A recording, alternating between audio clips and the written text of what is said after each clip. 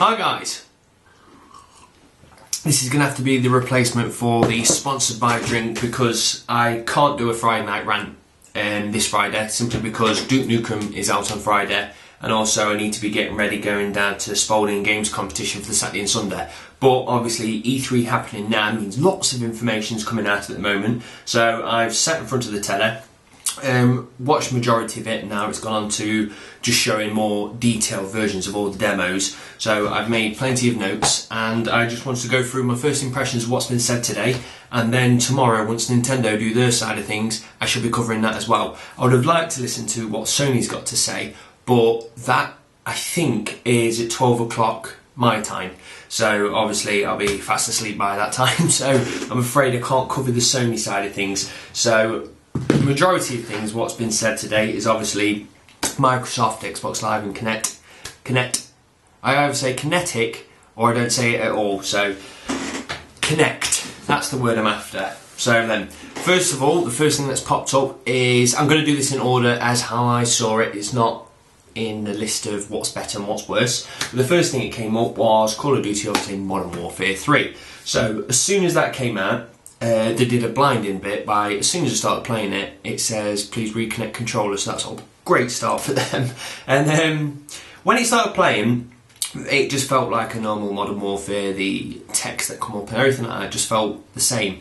And I was sat there writing down, just going, what can I write down that I can say to you guys that's new in the game as such? And the only thing I could really see was the water looked pleasant, and there was nothing really that made me go, wow, this is amazing. But then there was in a submarine, and as soon as they come out, you could see, I don't know if it was New York, but whatever city they decide, that's all turned to hell, and it just went into a normal Call of Duty, like awesome cinematic, like fight scene kind of thing. He was on a speedboat, and as you're going through, these explosions going left, right, and centre, and it doesn't feel like there's anything especially new brought to the game, but at the end of the day, they are enjoyable games. You feel like you're playing a movie as such, so I can't really badmouth it, but obviously they're going to bring some extra bits to the online play, but you didn't get to see any of that. So there was nothing in particular that made me go, wow, but it just gave me the same thing, which I'm not disappointed with at all. The next thing that's shown was something that I've always said I'm excited for, and they did it justice, I believe, and that was Tomb Raider, because the entire thing, by the sounds of it, is going to get rebranded now, and this is like how she became Tomb Raider. And it starts off as she's on a boat. I've watched the full trailer of it, and she just sat there with an iPod in. A storm happens, the ship breaks into two, and next minute she wakes up on an island, and then she has to survive. And the trailer kind of shows off like straight away. She's like hanging upside down and she falls to the ground and she has to like pull a big piece of wood out of her side, so it's looking already like a completely different kind of game, a very dark game, and the graphic engine is absolutely beautiful. It's kind of, when she was running through and all the action was going off, it was like on par with Call of Duty, like things exploded perfectly and stuff like that. It was very, very nice, but it looks like they've gone into the kind of button bashing that things like Heavy Rain and stuff like that do. So obviously Tomb Raider will play as she normally did, so you can jump onto things and do normal Tomb Raider stuff, but like when an enemy grabs onto you now, you just bash your shoulder buttons or something, or wiggle your analog stick to just kick him off. So it just sounds like there's going to be like not a mini game, but a mini thing you have to do every time an enemy jumps onto you. But it is stunning. Even the way the graphics, the camera angle, she was like going through a hole and the camera panned to like a face as she was going underneath it, and then as she came out, it perfectly came behind her, and it was a very seamless like movement as it went through, and I'm very, very impressed by it. And to tell you the truth, out of all that, and that's probably one of the most exciting things that I've seen, apart from what I'll go on to now, which is Mass Effect 3. So as soon as that came on, I thought, you know what, I don't even want to look at this, because I can't look at Mass Effect because I don't want to hear any spoilers, I don't want to know nothing about that game. But it came on and I thought, I've got to watch it. And luckily enough, they didn't spoil anything, but they did tell you something very cool. And that's Kinect. I can't stop saying it. Kinect is going to, I'm going to call it Project Natal, that would be easier. So Kinect is now going to be used within Mass Effect. But the good thing is, they're not actually going down the stupid doing all this kind of movement. They're actually just using the voice commands in it, which is actually pretty exciting, because All I wanted from E3 this year was them to give me a reason to buy one, and a Kinect, because at the moment, to me, it just looks like it's full of fitness games and kids games, and it's a cool piece of technology, but I can't justify buying one if it's going to collect dust, and I wanted a reason to buy it. And they sound like they're actually, this year they've been talking about aiming a bit more to the actual hardcore gamers without being a bit too silly. So with the ability now to do voice commands, it's absolutely awesome, because it's shown Shepard just walking through and there was an alien and she says like, "Are you here to kill me?" And then the conversation wheel come up and says like, "No, I'm not going to come here and kill you," and "Yes, I'll bloody kill you," or something like that. And he just says, "I'm not here to kill you." And then Shepard carried on with his dialogue saying, "Don't you worry, we're going to do whatever." And I was just like, that's pretty cool. So just at that point, they made me go, I'm excited. And then next minute, he was just standing there and he was just like, I can't remember who it was. He was like saying something like grunt, advance, tele, fire attack or something like that, and they just did it. So now you haven't got to worry about pressing your bump buttons and controlling them kind of thing. You would just actually say it while fighting, and I'm like, I've always wanted to. I know some games have done it before, but it looks like it's actually there now, and a lot of games are going to start doing it. So straight away when that came up, I was like, yes, I'm absolutely excited. And like all the time, you can judge E3 just by the crowd, like the noise that they make, really. And like as they was releasing stuff, like the crowd was like, "Ooh, that's as far as you got." But it just showing you a melee attack from Shepard, and it was like the only tool had like a spike on it. I don't fully know because it was fast and it was blurry because I'm streaming on the internet, but he just cracked somebody with it, and it was really nice motion the way he did it. And next minute the crowd just went wild, and I was like, well, there you go, that just proves obviously they're doing something right with that. So the next one is Ghost Recon, something I'm not too bothered about, but the actual gameplay of it looks very, very stunning. They also look like they've gone into the voice recognition of Kinect and also doing the full motion. Now the motion I'm not too bothered with. How that was working is, well, first of all, it had like a weapon wheel, kind of looked like the Brink weapon wheel, so it's like a nice white background and just a crisp image of your gun, and he was just shouting out different parts he wants on the gun, and if you wanted it for long range, he was just saying long range and it'd go and then changing the weapon. You can say the word randomise and it would just chuck them all together and give you something else. And then as that menu is there, without having to load anything, you can just test that weapon. So he just went like that and did that motion, and next minute like the menu just disappeared and it was on firing range with that preset weapon he just made. And I would have then gone on to just using my normal analog sticks. I don't think I could do a first person shooter using my hands, but it looked kind of cool, like it was controlling it with one hand while firing like that. But that's still cool, because anybody who's brought one and wants to play it, even actually me, I'll give it a go just because it's a feature, but I know I'll resort back to the analog sticks eventually. But it was just cool how they went straight from the menu, just going randomise weapon, brought the menu back up and went, no, I don't like that weapon, and it was just as seamless as that. I was like, you really are pushing the boundaries now, and that's very exciting. So that looked pretty cool. The next thing they went on to talk about was Xbox Live and things that they're going to be bringing towards that. And the first thing is, it looks like there may be a new dashboard update, or if it's going to be a separate thing, I don't fully know. I would assume it's just going to be a full new dashboard altogether, and that is looking exactly like the Microsoft Xbox / phone. And with that, they're going to have, they call them partners, but what that is, do you know how they've got like Netflix and things like that? That's a partner, and it says they want to increase the partners that they've got on the dashboard by tenfold. And it said the first thing that they're going to bring in is YouTube, which is absolutely awesome. So I was saying the other day that they needed, in fact, the previous Friday Night Rant, that they needed to bring more things to the like widgets and gadgets and stuff like that, and they just call them partners. And the first thing is YouTube, so that's automatically awesome in my book. The second thing, which kind of made me go yes, and then I went was they said they bring in Bing, and it's showing you a search box, and I went internet browser, thank you Microsoft, at last. But that was just a filthy lie. It's Bing, so you can search within the Xbox, which is cool. Not very exciting, but it just means if you using the voice controls and you just say Xbox, X-Men, it will find all the movies, like animations and games with X-Men very quickly. So it's just to search within everything now. So that's just one feature that they're going to bring in. Another thing that I was talking about is when they released Kinect, it was the release some development tools, and it was open and people could do what they want with it. And I've seen loads of like tech videos on YouTube and gaming websites saying, look what this guy's programmed, look what this guy's programmed.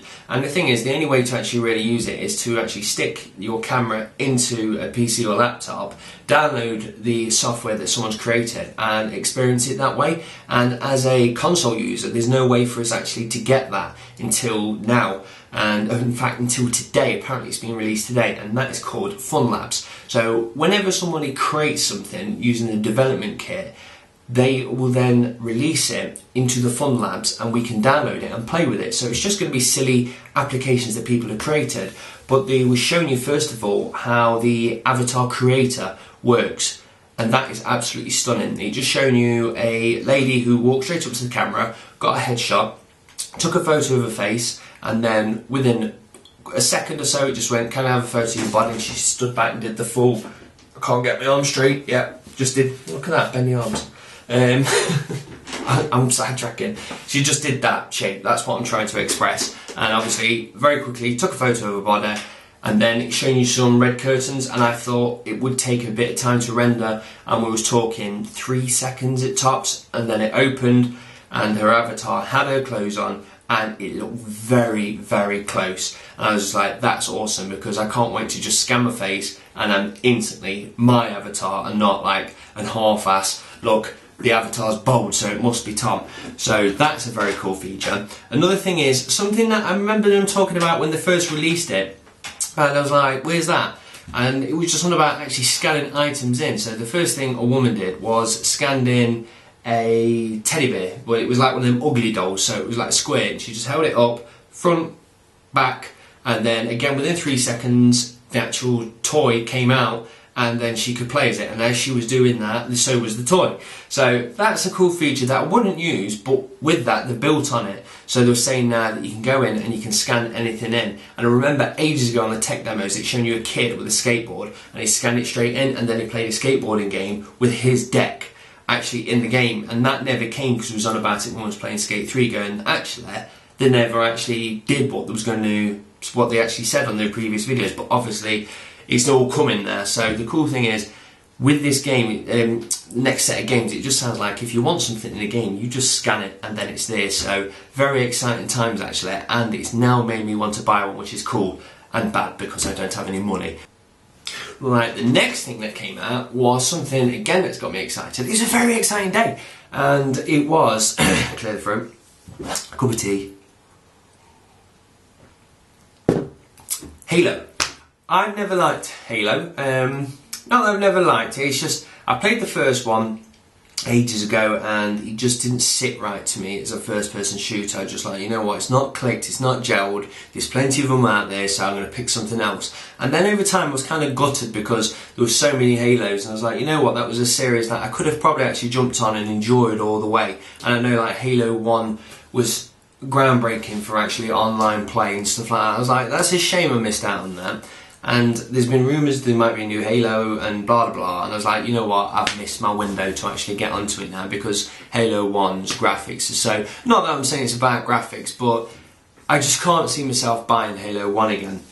But they've now brought it out again, revamped, and it's very cool because they're showing the screenshots, so it's all the original Halo maps and campaigns. I think it was the best 10 online maps, obviously not all of them, I think it's the best 10, and it just shown you like he's walking down a corridor and there's just this really ropey pillow holding the roof up, and then it just went to the new high def version kind of thing, and it just looked completely different, but everything was in the right place. I was like, I'm not a Halo fan, but if someone was a Halo fan, they're like, I'd really appreciate playing it all again, but like doing it in just high def graphics. And the very cool thing is they've said it's obviously been remastered as such, but they've not recreated the game. They've actually laid the new game engine on top of the existing structure, so it will play exactly the same as how it did originally. So they were saying that you have a button you can press and it will actually change it back to the normal mode and press it again. So just like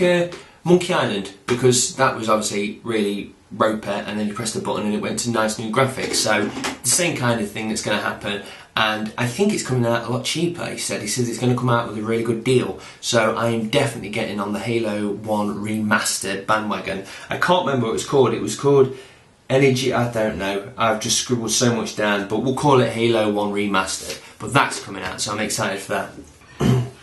Forza 4 showing its face, and to tell you the truth, I've been playing Forza 3 and I've enjoyed it, and I played a lot of time into it, and I've kind of stopped playing it now because it's too much of a simulator for me. I like racing games, but at the same time I like to have a lot of fun when I'm driving a car, and you don't get that much fun out of Forza. But the signs of it now, they said they're going to try and bring the best of both worlds together, and they're going to give you as much as anybody who enjoys cars should enjoy Forza, apparently. I think that's what he says.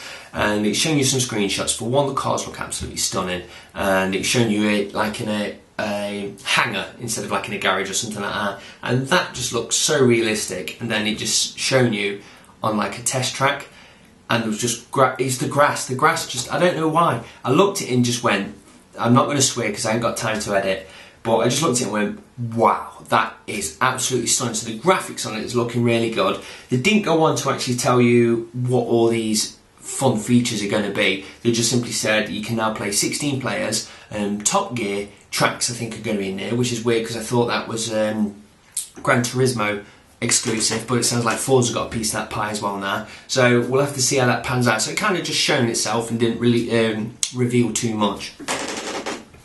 The next thing that went on to is something that I've only just realised could be happening today, and that's because people found out a new domain name has been registered under the name of Fable The Journey. So I was like, oh cool, there's going to be a new Fable game, and then there it was on E3. When I first finished Fable, I enjoyed it, and I knew it's probably one of the games I'm not actually going to go back and play. And I've always thought, if it's going to be a Fable 4, am I going to play it? But when they shown the actual trailer for it, as soon as you hear the music and you get them characters again, you're just like, yeah, I'm going to play this game, definitely. But the thing is that what they've done now is it's no longer normal Fable style, like camera behind the and just hack and slash. It's actually bringing into first person view, which is kind of cool because when you actually see the gremlins and stuff, obviously you'll be seeing them a lot closer now because they'll be in your face. So it's kind of turned Fable on its head, and it feels like a different game altogether now. Well, it must be, because obviously it's not Fable 4, it's Fable The Journey. And it goes on to say that when heroes are no longer born, one has to be created. So it just sounds like you're going to get just dropped in and you're just going to be forced to become the hero of the game. And they've got Kinetic. Was that right? Connect. Oh, I'm so confused. I hate it. It's a disability. I just need to learn the word is connect. Oh god. Joe's going to come in when she watches this back because she hates me doing it wrong. But Connect. They've got it Connect enabled. And they were just showing you how it's going to work with the magic. And when it's a serious game like Mass Effect, if they did do all this stupid stuff, I wouldn't really use it because Mass Effect's too serious for me to prat about. Whereas Fable is a fun game, and when I get my Kinect, I got it right that time, I would definitely going to be using these features because it was showing you in casting spells, and like to do it, you've got to do different shapes and stuff like that. And there was one point where there was, I think he was doing that to like charge up a power bolt, and then he kind of just did that and like thinned it out and made it into like a dagger of something, and then he threw it at somebody. I was like, that's pretty cool actually. So that alone has made me go, yes, I want to get into this Fable. Another thing that they went on to saying was Minecraft is now for the Xbox 360. I think it was an exclusive as well, and that's a bit of bad news really, because I touched a little bit of Minecraft. I played it just when they was doing that free demo version, so you didn't actually craft anything, you just placed blocks. And I kind of spent about 12 hours just building a house, and it's just one of them games where you feel bad for playing it because there's not necessarily an objective and it never finishes. It's just one of them ones that suck you in, and I stopped playing it straight away because I thought this is one of them games I could end up getting sacked for, because I'd be at work going, oh, I've got 10 minutes, let's just do a bit of Minecraft, and next minute the whole day's gone. So I've kind of stayed away from that, and with it coming to the Xbox, and I'm like, that could be dangerous for me, but very good for people who enjoy Minecraft. That's awesome now it's actually come to the 360 at last. Star Wars is also coming, as just Star Wars Connect, and I'm getting better now. I'm just saying it. It's flowing now. I'm an idiot. And that's obviously looking cool for Star Wars fans. I am not a Star Wars fan, so I don't think I'll actually play it. Sad thing was, when he was actually playing the demo, he tried to lift something up and he kind of failed and had to start again and lift it up and throw it, but that's obviously not down to the product's fault, I don't believe. It's just the way he did it. But it's looking very interesting how it's all going to be working, and you get to play with a lightsaber, so any Star Wars fan's going to be chuffed with that one. Then they closed down like the actual expo or whatever it was called with a trailer for Trailer. That kind of give you a clue what it was. It's the Halo trailer 4. So that's coming out. I've got no reason to be excited about it, like I said before, but after I play 1, I might be like, yay, and go back and try and fill in all the gaps with the other games, and then jump onto number 4, and by then, the price will come down. So, for Halo 4 fans, it's exciting. They kind of took the guy separately when he was interviewing people and asked a few questions, and he was a bit crap, actually, because he was saying, like, is it going to be a new engine? He's like, we're not talking about the engine at the moment, and didn't give too much information, but nonetheless, Halo 4 is definitely confirmed now. And then that's where the expo closed and finished, and then I was like, wicked, thank God I couldn't stop writing. And then they went on to give you more of other games, and the first thing they gave you was Skyrim, and oh God, that is so good. It's just like what you expect from Elder Scrolls anyway, so a massive open world, and the engine for that is just something special. It says like they've done it to the point where they want like micro and macro things. I don't know. If you look at a leaf, you can see a leaf. You know what I mean? It's not just one bush. It's everything's in there to the finest detail. And they were saying that there is, I've got a few notes written down here, 150 dungeons over 70 different regions. So you'll have snowy ones and forest ones and all the different bits and bobs within it. I always say bits and bobs. I need to stop that. And it was just showing you like the wildlife running around, and like some wolves run along and didn't attack them because the wildlife are not necessarily enemies. And then there was some like, I'm going to say wildebeest, I could probably say that completely wrong, and they were just very softly just walking around the land until he punched one, and then obviously got really angry and tried to kill him. And the cool thing is obviously this entire game is going to be based on dragons, and what they've said is you'll be fighting dragons. Some are going to be bad, some are good, but they didn't go into it because apparently that's going to be a main part of the plot, and they don't want that. Don't want to say anything. You just play it and then you'll learn. And they were saying that a lot of the dragons aren't pre-scripted, so it's showing you two guys fighting, you fighting a guy, and then next minute a dragon come in and snatched him, and he says, we didn't program that in, you know what I mean, that's not scripted, this dragon just fancied eating him, and it did. So as you're going through, a dragon may fly by, and then you've just got to fight it, so it's not going to be like, oh, there's an Oblivion Gate there, I'm going to go in, and I know you're going to be in a world of hurt. You could just be plodding along going, oh look, Daisy's next to me, dragon attack! So that's looking absolutely awesome. They were saying as well that at the moment, when they was programming it and putting all these side missions in and all the different things you can do, they clocked up at 300 hours gameplay and then stopped counting. So this is going to be a mammoth of a game. And they even says, we just wanted to make the biggest RPG possible. So you know it's going to be good, because Elder Scrolls is just awesome all the way through, and this is just look like they're not going to disappoint. Oh, and the other thing that they was actually saying is when you've got your weapons now, you'll be controlling both hands with both sets of your controllers. So if you're using one bumper, you could cast a spell with your sword, or if you press that other bumper, then you're both doing the same spell. And if you're doing it with both hands, it'll be like more powerful. When you pick up your knives, you're controlling them separately. And I know I can't remember if they had two-handed weapons in the last one. Even if they didn't, they were saying like you can control your spells together now, and when you're actually casting some things, they're called, I'm going to say dragon breath then, I think it's dragon words. As you kill a dragon, you'll learn the dragon's words, because as they're flying around, they can summon magic. It's not magic as such, he's not going to like breathe fire, but one dragon said a dragon word, didn't hear anything, but anyway, the dragon went across and went, "Rah!" And next minute, the whole world just went black and thunder and lightning came in. So it like controlled the entire environment. And he says, and then once you kill him kind of thing, you learn his word. And then when you're in battle, you can say it, and obviously lightning bolts will come down and kill the enemy. So that is just looking very, very cool. And as well, when you fight the dragons, he says like you can injure them and then they'll collapse on the floor, but they'll still keep coming, but they won't necessarily fly away. So it will make it a bit easier, but then it'll be close combat. And it's just, I'm very, very excited for the game. So Skyrim is definitely something to look out to. Then after that, they went on to talk about Batman Arkham City. I've still not done Arkham Asylum yet, which I'm definitely going to go on and pick out as the next game now, because the actual Arkham City is looking gorgeous. Catwoman's in it, so that's the first thing that actually revealed.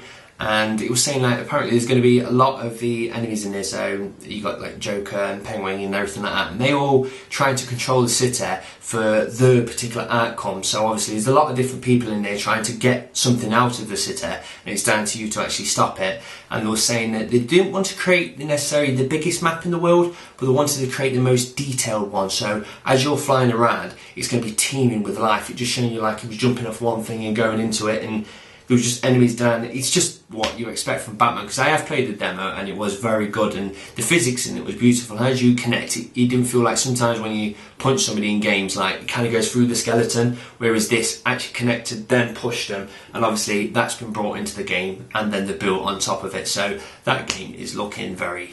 I've said gorgeous too much. I'll just go with the word lush. We'll chuck that one in there. Batman's lush. And then at last, I left the TV. They went on to talk about Call of Duty Modern Warfare 3 with a special exclusive 20-minute demo or something like that. And at the end of the day, like I say, I'm going to buy Modern Warfare because it's a fun game, but I don't want to sit there for 20 minutes and watch somebody play it. Then they was going to talk a bit more about Mass Effect. Again, I don't want to know any more. You've told me what I wanted to know, and I'm excited, but I don't want to know any more than that. I say that, I'll probably find some news and go, I should have actually watched it. And then it's a few other bits and bobs followed by Sony, but like I said, I'll be in bed by then, so I won't cover that. And then I'm going to go to work extra early tomorrow, so I can leave extra early, get back in time, sit there with my notepad, and then it's Nintendo time, so we shall find out exactly what this Project Cafe is and what the new console is going to be. One rumour was it's going to be called Nintendo. There's loads of rumours flying around, so I'm not going to take into it too much because we're going to know tomorrow. So very excited to see, because it's a new console, so it's definitely an exciting time. So I can't wait to see it. So sorry there's going to be no Friday Night Rant, but I would have nothing to talk about on Friday because I've said so much now, and I'm going to be saying so much again tomorrow. And then I probably would take the laptop up with me to the games competition, and I might do a bit of editing there and put that on Saturday night or something like that. So either way, that's it. I'm going to edit this and go to sleep because I'm gamed out. It was just, there was so much information, but I was excited. I was just like, I am so glad I'm a gamer. I'm so glad I'm not one of these people who just sit at work going, oh, did you watch Coronation Street last night? I'm like, no, I am a gamer and I enjoy what I do. Thank you for watching.